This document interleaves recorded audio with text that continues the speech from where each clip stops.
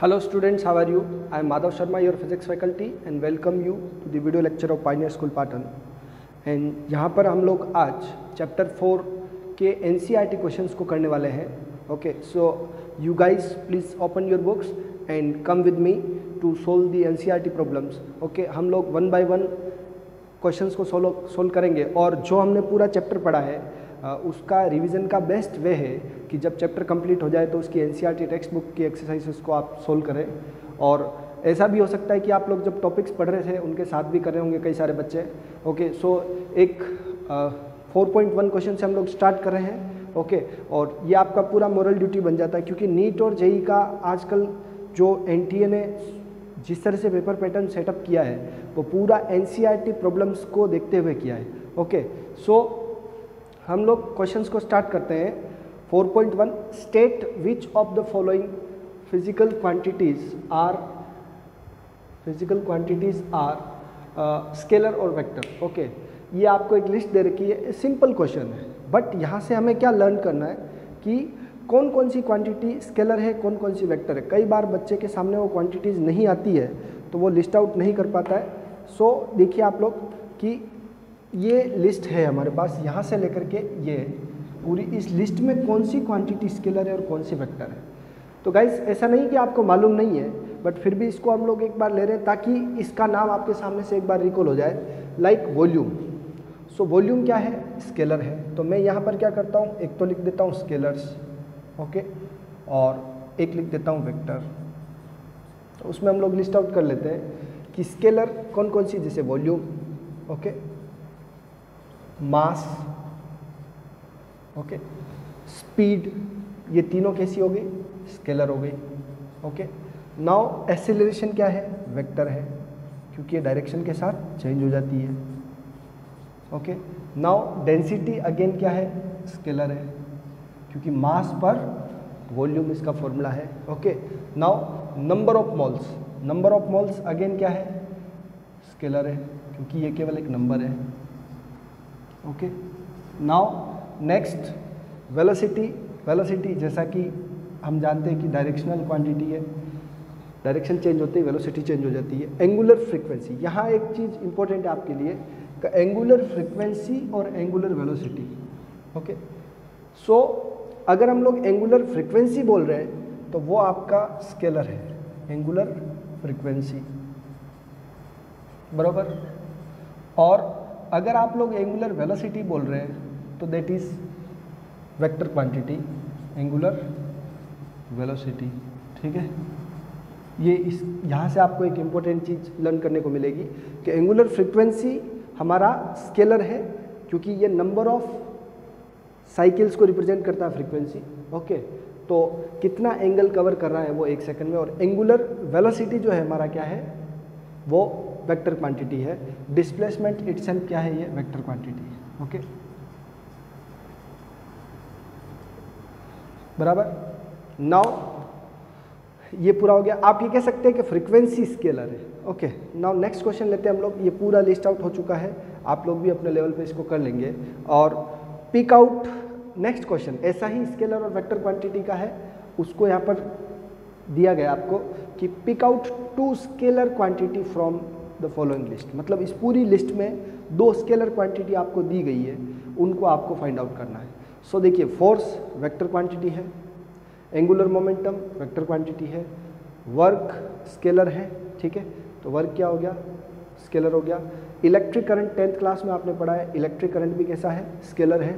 Okay, क्योंकि direction change होने पर इसकी वैल्यू चेंज नहीं होती है, यानी कि यूँ कह सकते हैं कि हम लोग ये वेक्टर लॉज को फॉलो नहीं करता है. बाकी देखिए, linear momentum, electric field, average velocity, magnetic moment, reaction force है एक तरह से. रिएक्शन फोर्स यानी कि जब कोई बॉडी इस तरह से होती है तो उसका वेट जो होता है वो नीचे लगता है, तो रिएक्शन फोर्स कहाँ लगता है? ऊपर लगता है. ठीक है, तो ये न्यूटन्स के थर्ड लॉ में अगले लेसन में आपको आने वाला है. तो ये भी क्या है? वेक्टर क्वांटिटी, क्योंकि ये फोर्स से जस्ट अपोजिट, वेट से जस्ट अपोजिट उसका रिएक्शन फोर्स होता है. और रिलेटिव वेलोसिटी भी क्या है? वेक्टर क्वांटिटी है. सो गाइस, स्केलर क्वांटिटीज़ क्या हुई? तो work and current, work and electric current, ये दोनों क्या है? आपके स्केलर्स. ठीक है। तो इस तरह से आपको ये पूरी लिस्ट में से, यहाँ पे फर्स्ट में तो आपको सभी को केवल बाइफरकेट करना था, अब इस पूरी लिस्ट में केवल दो स्केलर क्वांटिटी थी, उनको फाइंड आउट करना था। ओके, नाउ नेक्स्ट ये क्वेश्चन इसी तरह की प्रैक्टिस पे है कि pick out only vector quantity. इस पूरी लिस्ट में केवल एक वेक्टर क्वांटिटी है, बाकी सब क्या है, स्केलर्स है। तो टेम्परेचर हम जानते हैं कि स्केलर क्वांटिटी होता है, प्रेशर भी स्केलर है। ओके, इम्पल्स क्या है, इम्पल्स हमारा, इम्पल्स की डेफिनेशन है चेंज इन मोमेंटम और the effect of force for the small time. ये भी आपको नेक्स्ट लेसन में आने वाला है। तो चेंज इन मोमेंटम क्या कहलाता है, इम्पल्स, क्योंकि मोमेंटम आपका कैसा क्वांटिटी है, वेक्टर है, तो इम्पल्स भी वेक्टर हो गया। बाकी इसके अलावा कोई वेक्टर नहीं होगा, क्योंकि क्वेश्चन में एक ही क्वांटिटी बोला है। टाइम स्केलर है, पावर स्केलर है, टोटल पाथ लेंथ यानी डिस्टेंस आपका स्केलर है, energy scalar, gravitational potential, potential itself क्या होता है, वो स्केलर होता है। ओके, कोफिशिएंट ऑफ फ्रिक्शन भी एक कोफिशिएंट है, तो एक नंबर हुआ। ओके, और चार्ज भी स्केलर है। तो इन दिस वे इसका आंसर क्या हो जाएगा, आंसर इम्पल्स। ठीक है फ्रेंड्स, नाउ नेक्स्ट देखते हैं हम लोग कि ये कुछ आपको कंडीशंस दे रखी है, उसको आप लोगों को डिस्क्राइब करना है और इसको पर state with reason which of the following scalar और वेक्टर ऑपरेशंस आर मीनिंगफुल। कौन से हम मीनिंगफुल इनको मान सकते हैं। तो मैं इधर वाला पोर्शन रिमूव करके आपको बताता हूँ। सो देखिए आप लोग इसको, कि मैं इसको यहाँ 1 बाय 1 डिस्क्राइब कर देता हूँ कि कौन सा ऑप्शन मीनिंगफुल है और कौन सा नहीं है। State with reason which of the following is scalar और वेक्टर ऑपरेशंस आर मीनिंगफुल। तो फर्स्ट इधर देखते हैं कि ऑप्शन ए में जो क्वेश्चन दे रखा है इन्होंने, एडिंग एनी 2 स्केलर्स। तो किसी भी 2 स्केलर को कैसे ऐड कर सकते हैं, कि ये वाला ऑप्शन पॉसिबल नहीं है। क्यों नहीं है, क्योंकि जब 2 स्केलर का यूनिट क्या हो, डिफरेंट होगा। ठीक है, तो उनको ऐड नहीं कर सकते। We can not add 2 scalars with different units.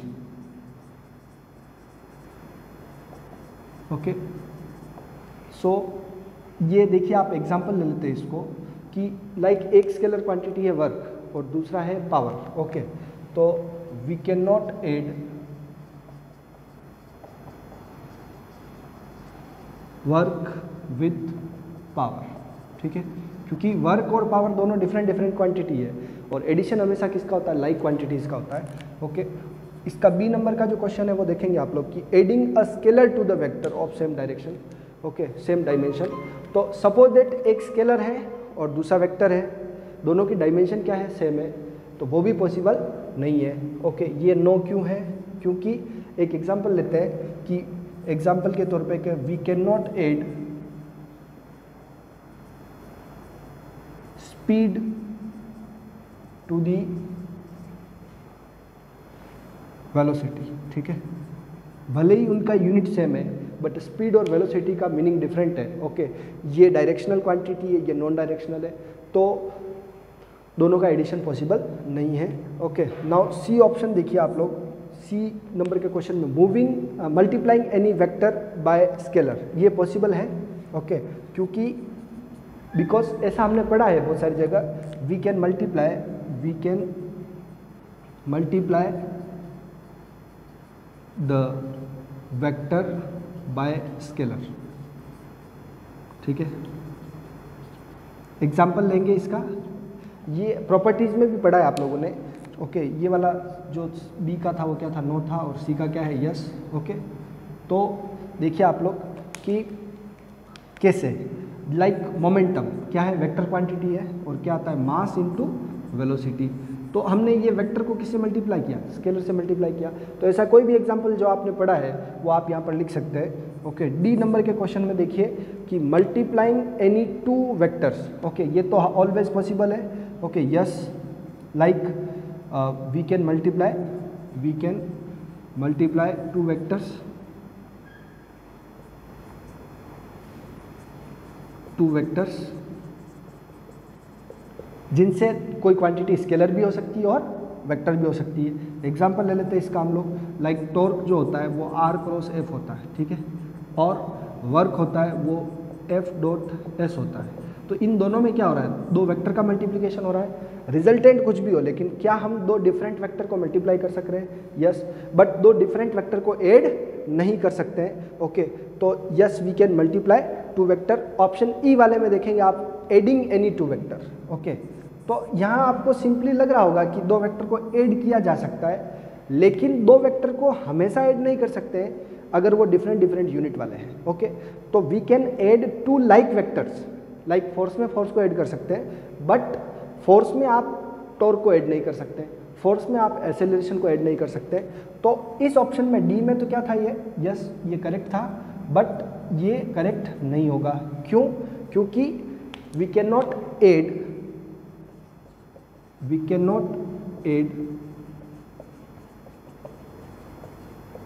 To unlike vectors.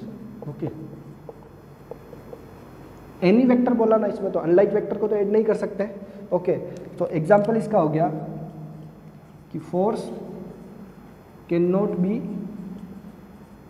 Added to velocity, कुछ भी लिख लेंगे आप लोग, दो क्वांटिटी जिसमें आपस में इनको ऐड नहीं कर सकते। और लास्ट जो है कि adding a component of vector to the same vector, तो ये भी पॉसिबल नहीं है, क्योंकि किसी भी वेक्टर के कंपोनेंट को, यस नो, ये भी पॉसिबल नहीं, क्योंकि उसको उसमें ऐड करने का कोई मीनिंग ही नहीं है। ओके, किसी भी वेक्टर के कंपोनेंट को उसके खुद में ऐड करने का कोई सेंस नहीं होगा। A component of a vector can be added to the same vector only by using the law of vector addition. So the addition of component of vector to the same vector is not meaningful algebraic operation, यानी कि ऐसा कोई algebraic operation meaningful ही नहीं होगा जिसमें खुद के ही component को उसमें ऐड किया जाए। ओके, क्योंकि वो तो उसके अंदर ऑलरेडी क्या है, प्रेजेंट है।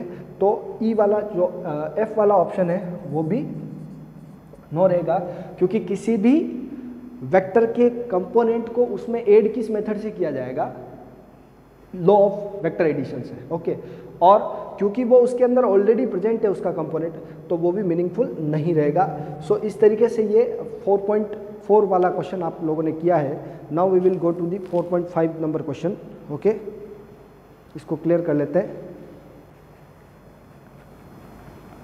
जरूरी नहीं कि एग्जाम्पल्स वही हो जो आपको मैंने बताया, आप कोई से भी एग्जाम्पल्स लिख सकते हैं, बट ये आपको थ्योरेटिकली रीजन असर्शन वाले क्वेश्चंस में हेल्प करता है। ठीक है, आज तो आपका सैटरडे टेस्ट है, कल संडे को इस वीडियो को आराम से देखिएगा, एनसीईआरटी टेक्स्ट बुक की एक्सरसाइज को ओपन करके उसके सॉल्यूशंस को, क्योंकि हमें हमेशा एनसीईआरटी की जो एक्सरसाइज है वो लेंदी लगती है। ओके, बट जो आजकल का पेपर पैटर्न है उसमें दी हुई वैल्यूज़ को ही ज़्यादा आपको फोकस करना है। ओके, कि वो किस तरह के क्वेश्चंस आपसे पूछना चाह रहे हैं। Now we will go to the question number 4.5। Read each of statement below and state the reason whether they are true और फॉल्स। ओके, सो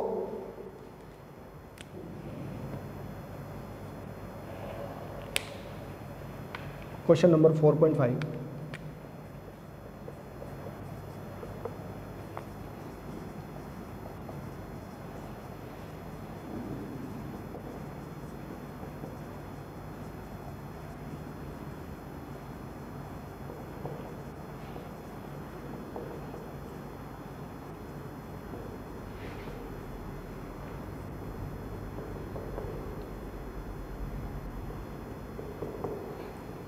क्या, तो ये जो क्वेश्चंस के जो पर्टिकुलर पार्ट्स है मैं इनको बोर्ड पर प्रिपेयर करके फिर से वीडियो को रिज्यूम कर लेता हूँ। ओके, सो आपका टाइम कम कंज्यूम होगा। सो ये ऑप्शंस बोर्ड पर जो क्वेश्चंस में है वो बता दिया मैंने आपको बोर्ड पर। नाउ देखिए आप लोग कौन सा ट्रू है कौन सा फॉल्स। तो the magnitude of a vector is always a scalar. Okay, क्या किसी वेक्टर का मैग्नीट्यूड हमेशा स्केलर होता है? तो यस, बिकॉज ये ट्रू रहेगा पहले, तो आप ये कहेंगे कि ये ट्रू है। और ट्रू क्यों है? Because magnitude of vector is a number, magnitude of a vector is a number, simply वो एक नंबर होता है, तो एक तरह से वो क्या होता है, स्केलर होता है। Okay, now each component of a vector is always a scalar. Okay, each component of a vector is always a vector. ये गलत रह गया इसमें, तो ये क्या रह गया आपका फॉल्स हो गया, क्योंकि कोई वेक्टर होता है तो उसका कंपोनेंट या तो ऊपर रहता है या नीचे रहता है इधर, या 3D कंपोनेंट भी आप लोग देखेंगे तो किसी पर्टिकुलर डायरेक्शन में होता है। ओके, तो किसी भी वेक्टर का कोई कंपोनेंट जो होता है वो स्केलर नहीं होता है, क्या होता है, वेक्टर होता है। ओके, तो इसी को आप वापस लिख सकते हैं कि because component of a vector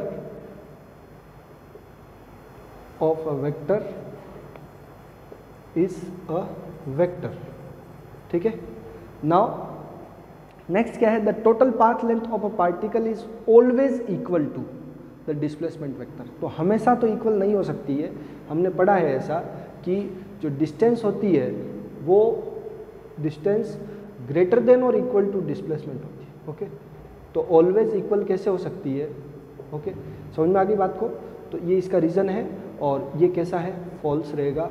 okay, क्यों फॉल्स है, क्योंकि डिस्टेंस है, total path length of a particle is always equal. Always equal नहीं होगी, यहाँ पे स्टेटमेंट होगा कि इक्वल टू और ग्रेटर देन। ओके, तो ये वाला उसका फॉर्मूला भी देखा आप लोगों ने, तो ये स्टेटमेंट ऑलवेज इक्वल होने के कारण क्या हो गया, फॉल्स हो गया।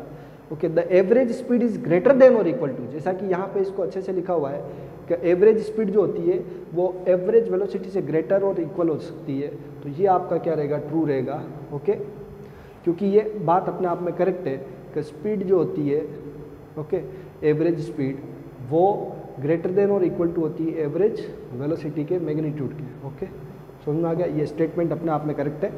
3 वेक्टर्स, इस बात को थोड़ा और अच्छे से समझेंगे आप लोग कि 3 vector not lying in the same plane, एक ही प्लेन में नहीं है, can never add up to give a null vector. तो देखिएगा आप, इसका सीधा सा ये मीनिंग है कि सपोज दैट मेरे पास एक ही प्लेन में वेक्टर है और वो 2 वेक्टर है, तो अगर वो इक्वल होंगे, क्या होंगे, इक्वल, तो वो 0 हो सकते हैं। यानी कि मेरे पास एक ही प्लेन में 2 वेक्टर तो हमेशा एक ही प्लेन में होंगे। ओके, तो 2 वेक्टर किसी भी प्लेन में मिनिमम 2 वेक्टर होंगे तो वो नल वेक्टर ला सकते हैं, बट उसके लिए वो दोनों क्या होने चाहिए, इक्वल होने चाहिए। ओके, नाउ एक ही प्लेन में 3 अनइक्वल वेक्टर हो तो आंसर 0 आ सकता है। ठीक है, मतलब आप ऐसा कह सकते हैं कि हमारे पास ट्राइंगल क्लोज बनेगा तभी आंसर क्या आएगा, 0। तो अगर 3 वेक्टर अनइक्वल है, 3 वेक्टर क्या है, अनइक्वल है, तो उनका आंसर 0 आ सकता है, मतलब मिनिमम 3 वेक्टर चाहिए अगर अनइक्वल है तो। ओके, और अगर हमारे पास 2 वेक्टर एक प्लेन में और तीसरा कहीं और है तो उनका 0 नहीं आ सकता है। Okay, so this is again a, देखिए क्या कह रहा है, 3 vectors not lying in same plane, अगर वो एक ही प्लेन में लाइन नहीं कर रहे हैं तो फिर वो 0 नहीं दे सकते। क्यों, क्योंकि उनका क्लोज ट्राइंगल नहीं बनेगा। जैसे ये है तो ये क्लोज ट्राइंगल बनेगा तभी आंसर 0 आएगा। ओके, अगर वो तीसरा किसी और प्लेन में है तो वो क्लोज ट्राइंगल नहीं बनाएगा। ओके, तो can never add up to give a null vector, तो it is again true. Okay, ये भी ट्रू है, because the 3 vectors when are not in the same plane तो they can never add up to give the 0 vector, या vector addition का law उनके लिए close triangle नहीं बना पाएगा। ओके, सो सिंपली अगर आप देखेंगे तो इसके ऑप्शंस में आपको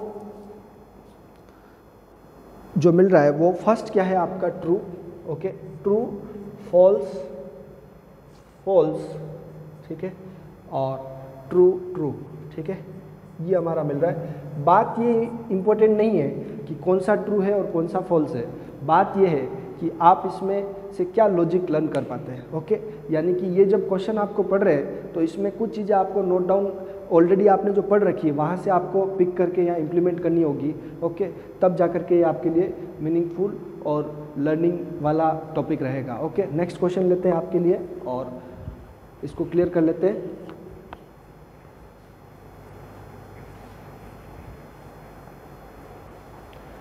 आपने ये देखा होगा कि 2 वेक्टर का अगर कोई वैल्यू दे रखा है हमें मैग्नीट्यूड, तो उनका पर्टिकुलर अगर डिफरेंट एंगल रखते हैं तो उसकी मैक्सिमम वैल्यू उनके मैग्नीट्यूड के सम के इक्वल होती है और उनकी मिनिमम वैल्यू उनके मैग्नीट्यूड के डिफरेंस के इक्वल होती है। ओके, यानी कि आपका जो रिजल्ट हो सकता है उनके वेक्टर सम का वो उसके बीच में ही लाई करेगा। ओके, ये हमारा कंक्लूजन पहले की स्टडी से रहा है कि किसी भी वेक्टर, दो वेक्टर का सम उनके मैग्नीट्यूड के सम के इक्वल हो सकता है मैक्सिमम वैल्यू में, और मिनिमम उनके डिफरेंस के इक्वल हो सकता है। ओके,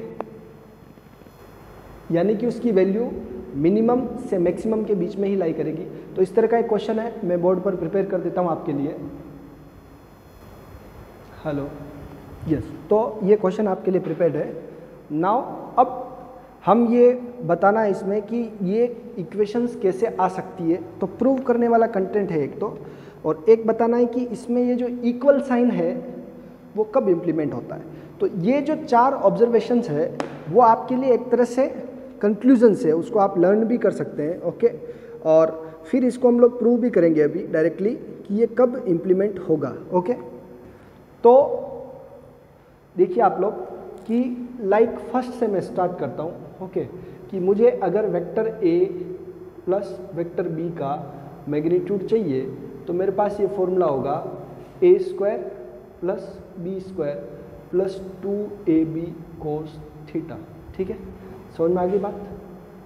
अब इसकी वैल्यू देखिए आप लोग कि इसकी वैल्यू इस पर्टिकुलर से कम है। ओके, और मैक्सिमम कब आएगी, जब यानी कि कम है तो मैक्सिमम वैल्यू कब होगी, जब a प्लस बी के इक्वल होगा ये। ओके, तो यहाँ पर हमारे पास a प्लस बी, ये तो आ गया समझ में आप लोगों को कि थीटा की वैल्यू क्या है जब 0 से लेकर के 180 तक जा सकती है। ओके, तो a plus B will be maximum when theta equals to 1, और थीटा 1 कब होगा, थीटा इक्वल्स टू 1 कब होगा, when theta equals to 0 degree. Okay, तो अगर हम ये कह सकते हैं कि इसमें 0 डिग्री रखेंगे तो a plus B is equals to A square plus B square plus 2ab cos 0। इसको आप लोग सोल्व आउट करेंगे तो ये a प्लस बी का होल स्क्वायर आ जाएगा। ओके, और a प्लस बी का जो वैल्यू रहेगा वो क्या रहेगा, a प्लस बी का होल स्क्वायर रूट में आ गया ये, तो कैंसिल करेंगे तो ये a का मैग्नीट्यूड प्लस b का मैग्नीट्यूड आ गया। ओके, तो ये हमारा जो पर्टिकुलर केस है वो किससे वेरीफाई हो गया, ये अभी फॉर्मूले से अपन ने वेरीफाई तो कर लिया, इक्वल केस आ गया, और उसकी हाईएस्ट वैल्यू 1 है, बाकी तो वैल्यू 1 से क्या रहती है, कम रहती है।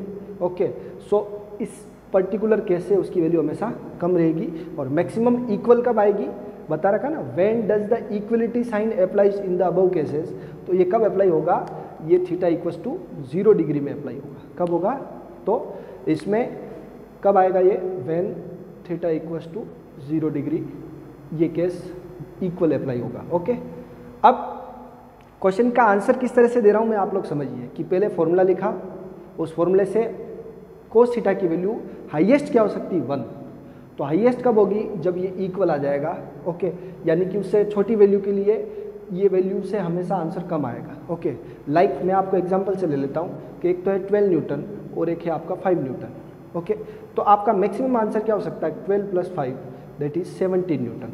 ओके, समझ में आ गई बात। अब जो आपका आंसर है वो 17 न्यूटन से क्या रहेगा, कम रहेगा। अब ये बात और भी कह रहा है कि a प्लस बी जो है वो a माइनस बी के, a के मैग्नीट्यूड और b के मैग्नीट्यूड के डिफरेंस से या तो बड़ा रहेगा या इक्वल रहेगा। तो यानी कि मिनिमम वैल्यू कब होगी, जब ये डिफरेंस के इक्वल होगा।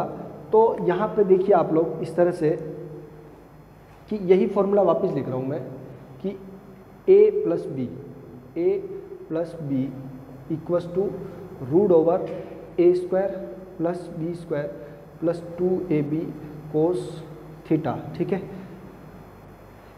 a प्लस बी का मैग्नीट्यूड, a वेक्टर और b वेक्टर के सम का मैग्नीट्यूड इज मिनिमम, मिनिमम कब होगा, व्हेन कोस थीटा क्या हो आपका -1 हो, क्या हो, यहाँ पर भी आपको कोस थीटा लिखना है। Okay, cos theta equals to 1 है। ओके, थीटा नहीं, कोस थीटा इक्वल्स टू 1।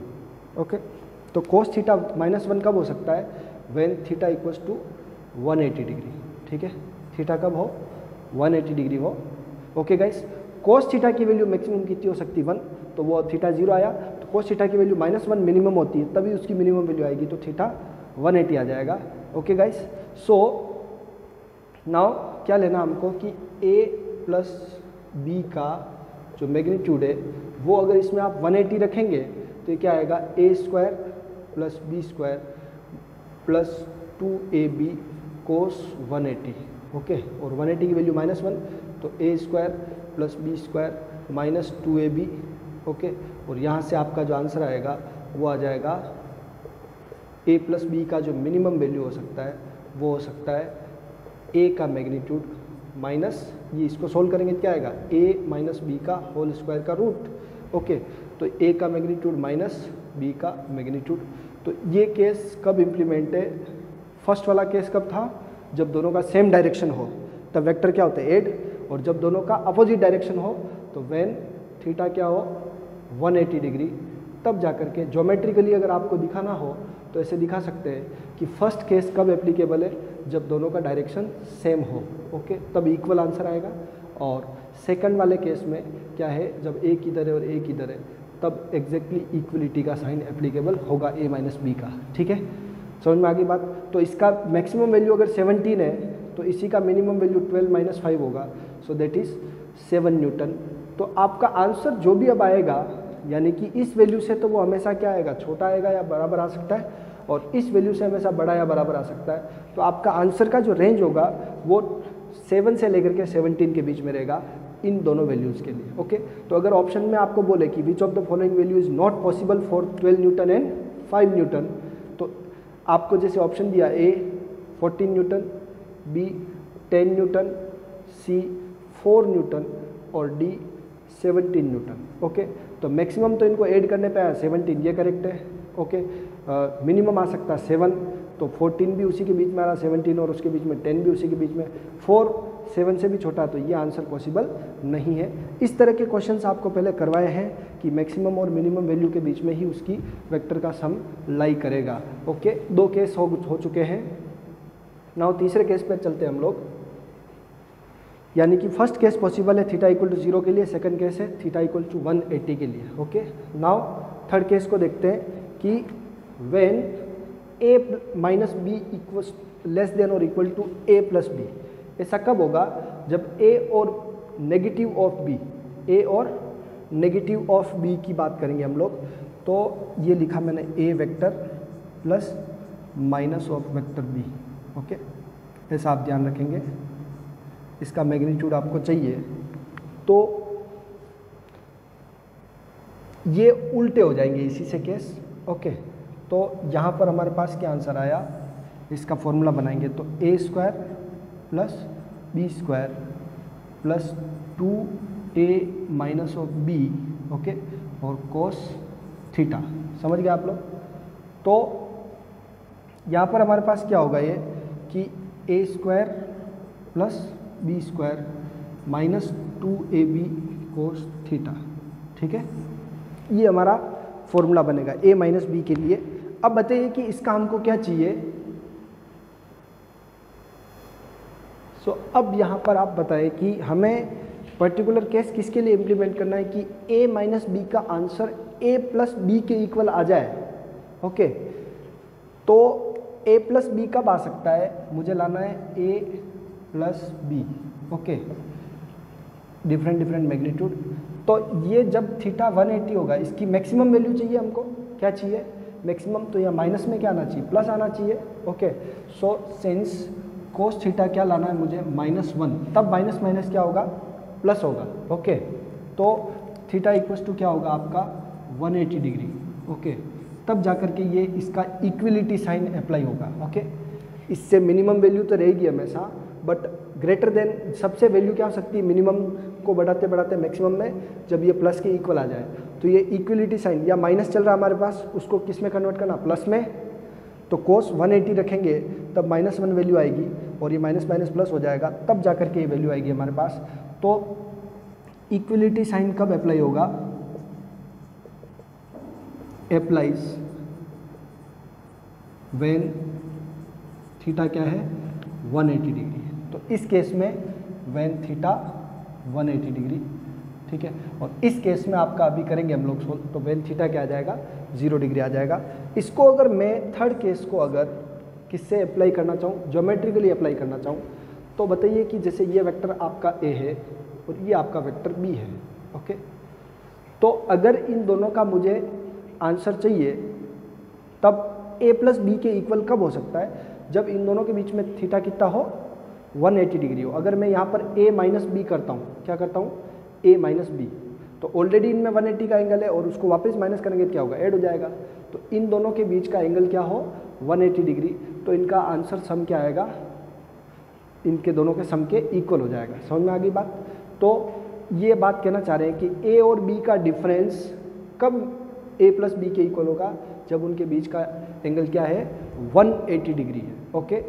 समझ में आ गई बात। नाउ ए माइनस बी का जो वैल्यू है, मैग्नीट्यूड है, वो ए और बी के इक्वल कब हो सकता है, व्हेन थीटा इक्वल्स टू क्या हो, 0 डिग्री हो। तो ये केस भी इसी तरीके से आ जाएगा कि आप क्या करेंगे, a square b square plus 2 minus b cos theta. अब यहाँ पे मुझे क्या चाहिए, मिनिमम वैल्यू चाहिए, क्या चाहिए, इक्वलिटी साइन के लिए क्या चाहिए, मिनिमम वैल्यू। तो मैं इसको क्या करूँगा, ए माइनस बी, ओके। तो देखिए कर लेते हैं इसको, vector a minus vector b का मैग्नीट्यूड किसके इक्वल आया, a square plus B square plus 2a और minus of b cos theta, ठीक है। तो यहाँ पर देखेंगे हम लोग a square plus B square minus 2ab cos theta. इससे मुझे जो आंसर चाहिए वो चाहिए ए माइनस क्या चाहिए, ए माइनस बी का होल स्क्वायर लाना है यहाँ पे। तो यहाँ पे कोस थीटा क्या आना चाहिए, ए माइनस बी, ठीक है। डिफरेंट मैग्नीट्यूड कब आएगा, when theta equal, cos theta क्या है अपना, व्हेन कोस थीटा क्या हो, 1 रहे, ओके। कोस थीटा 1 कब होता है, तो व्हेन थीटा इक्वल्स टू क्या है, 0 डिग्री, तभी इसका वैल्यू 1 आएगा। तो ये हो पाएगा, ये ए माइनस बी कब आएगा, जब थीटा क्या होगा आपका, कोस थीटा की वैल्यू क्या आ जाए 1, और 1 कब आएगा, जब थीटा क्या रहेगा 0, इसीलिए मैंने बोला 0 डिग्री। तो ये पर्टिकुलर आपके लिए एक तरह से रूल बन चुके हैं कि ये वैल्यूज़ कब इम्प्लीमेंट होगी, जब एंगल इनके ये होंगे, ओके। सो आप लोग ध्यान रखेंगे, इस क्वेश्चन को समझेंगे, नहीं आए तो मुझे वापस बताइएगा, ओके।